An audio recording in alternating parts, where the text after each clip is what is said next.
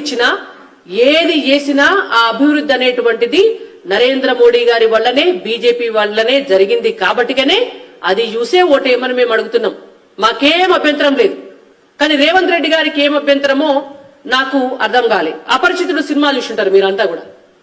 అపరిచితుడు సినిమాలో ఏంటంటే character మారుతుంటది. Hero కాసేపు ఒక తీరుంటాడు, కాసేపు ఇంకొక తీరుంటాడు.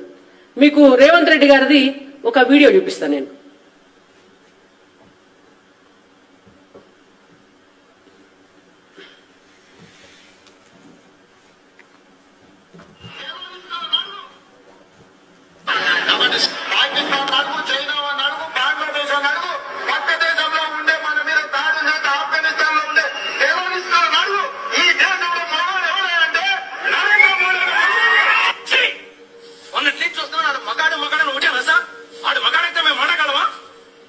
మీకు మళ్ళొక్కసారి వినిపిస్తుంది.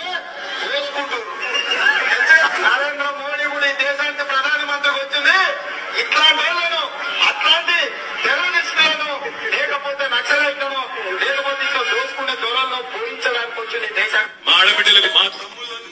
విన్నారు కదా, మళ్ళొకసారి వినిపించాలా? మీకు మళ్ళొకసారి నేను రీప్లై చేస్తా. ఈయనండి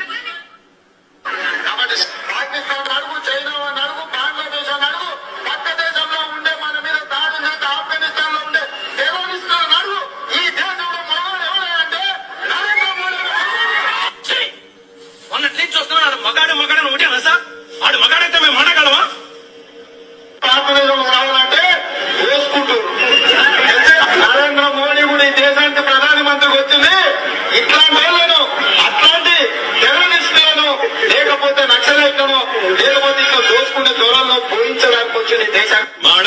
అది అంటే